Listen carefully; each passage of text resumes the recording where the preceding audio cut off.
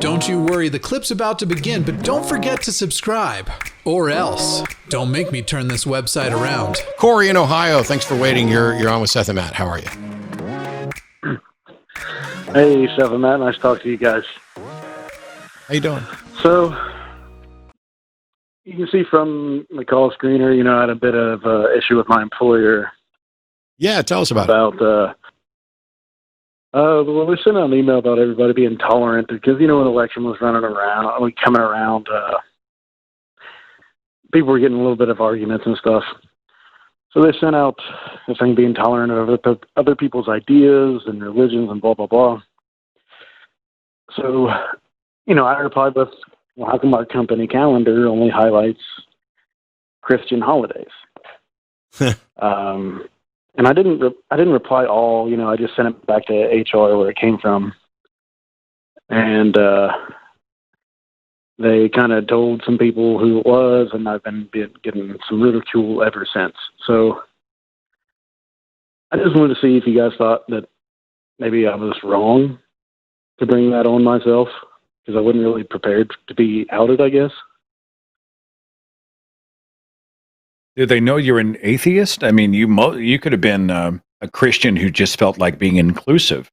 I mean, how much do they know about you? Well, once I started to get challenged on it, when people asked me about it, I was like, yeah, it's not really my thing, blah, blah, blah. And I just started to turn into more heated discussions. And it's just giving me panic attacks anytime someone starts to bring it up anymore. And I just want because to be your left job's alone. potentially at risk. It's worth panicking I'm when sorry, your Seth, job could potentially be. I'm sorry, I couldn't hear either one of you. It's worth panicking because what? Because your job could potentially be at risk. I understand the panic there. Yeah, that's how I feel. Yeah. And it's just, I think that, I'm tired of having to defend my position all the time from people and, and snarky comments and so on.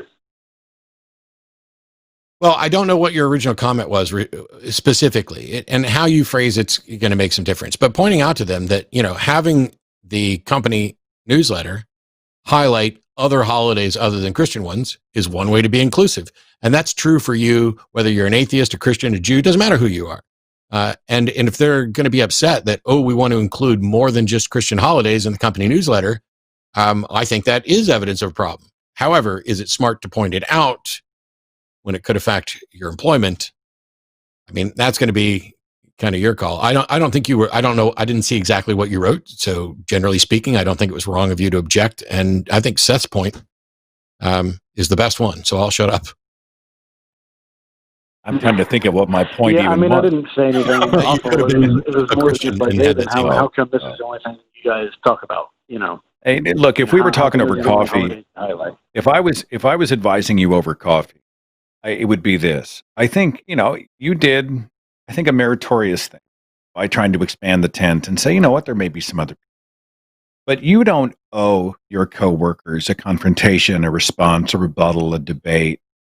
And I know it's hard, but you don't have to respond to the bait that they throw at you. Because I think often these people are operating from a position of insecurity, right? They don't want to be in a room with someone who potentially disagrees with their religion, dogma, worldview, philosophy, whatever. Well, that says so much about them in many cases. Well, we're going to ostracize them or we're going to convince them, but we certainly can't stand right next to them without raising a fuss. And I think this is probably a lose-lose. These are not the conditions in where I would personally engage in discussions about my own philosophies, my own lack of belief in religion or gods, etc. I don't think I would be more. I would throw something out that's positive. Like it was my attempt to try to be a little more inclusive, and I hope it's received in that spirit. And beyond that, I probably would not engage. And my hope would be that after they stop getting paid off with these moments of altercation, for lack of a better word, they would begin to lose interest and move on to other things, hopefully knowing that you're a good person who does good work and this crisis will pass. But I'm not sure that, interactions with your coworkers are going to produce any kind of fruit that's going to make things easier for you at the office. I can't believe I'm telling someone not to debate about religion. I mean, I don't know, Matt, is that wrong? I mean, to tell somebody No, that I agree. It's kind of a you got to pick your spots thing, and I'm not in a position to tell anybody else what they're comfortable with, and we just got to leave it at that. Yeah. I think you can be positive.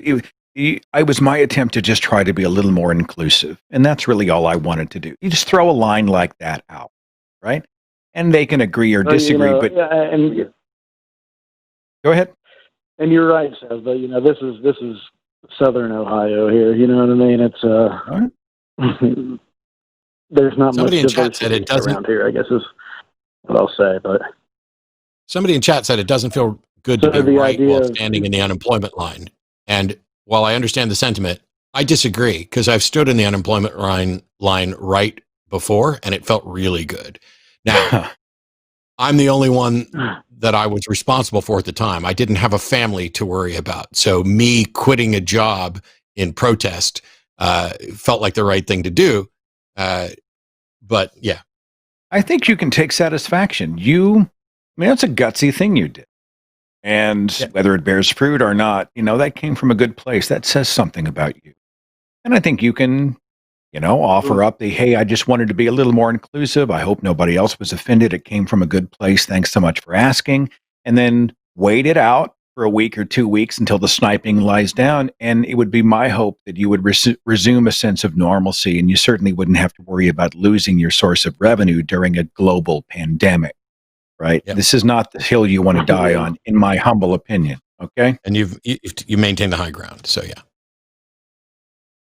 Well, I really appreciate your input there, Seth. That's pretty good.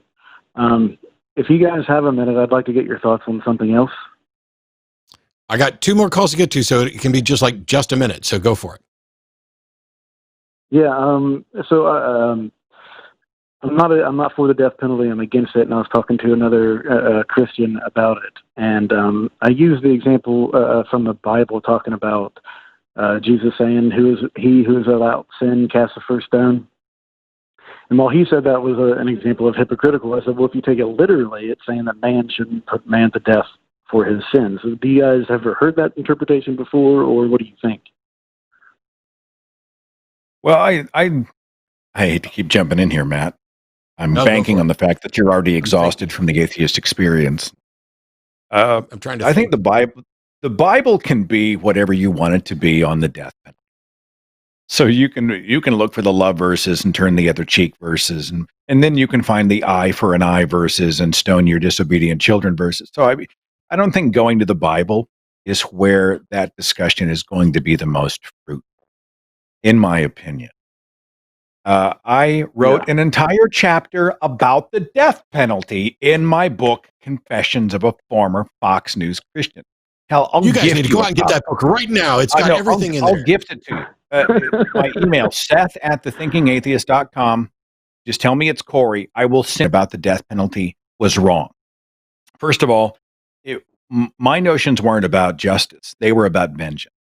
Yep. Secondly, I didn't understand how unequally the death penalty is applied, how problematic the defenses in death penalty cases are, how many cases should have been reversed, but it was too late because they already executed the person before exonerating. So many other factors. The fact that it's more expensive to put somebody through the mandated appeals processes for a death penalty case than it is just to lock them up.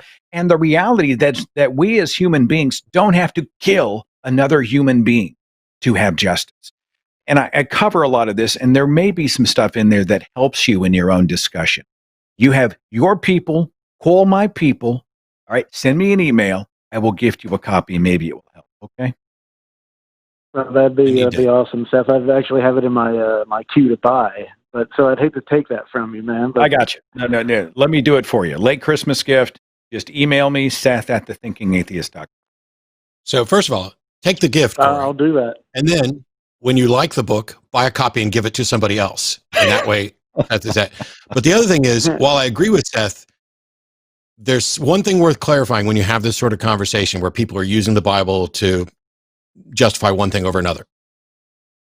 the specific overrides the general, and the new overrides the old. That's the whole reason they want to point to the New Testament. But if you go to Deuteronomy 13 and you read verses, I'll read them to you just now, 6 through 10. If your very own brother or your son or daughter or the wife you love or the closest friend secretly entices you, saying, let us go and worship other gods, gods that neither you nor your ancestors have known, gods of the people around you, whether near or far, from one end of the land to the other, do not yield to them or listen to them. Show them no pity. Do not spare them or shield them. You must certainly put them to death. Your hand must be the first in putting them to death, and then the hands of all the people. Stone them to death, blah, blah, blah, blah, blah. There's no more clear order in the Bible that I'm aware of for people to kill other people than Deuteronomy 13. And to say, yeah, but Jesus says turn the other cheek. Well, Jesus should have said, don't listen to Deuteronomy 13. Go ahead and turn the other cheek. But he didn't. Cory, were you saying that your religious friend was pro or anti-death penalty? They were for the death penalty. He's actually a part-time minister. And I will say, a few weeks later, he did come to me and said, I think he thought I was right and that God was speaking through me. But, whatever. I've had that before, too. I feel awesome. The spirit on you. I feel the spirit. I feel Thanks your for the aura. call, Cory. I appreciate it. Thanks for calling. The Lord does work in mysterious ways. An angel has come to deliver his message. Amen. Hey, thanks for checking out this clip for The Line. While you're here, hit that like button, hit subscribe, turn on notifications, and then share this with that bitter uncle of yours who loves talking about the good old days.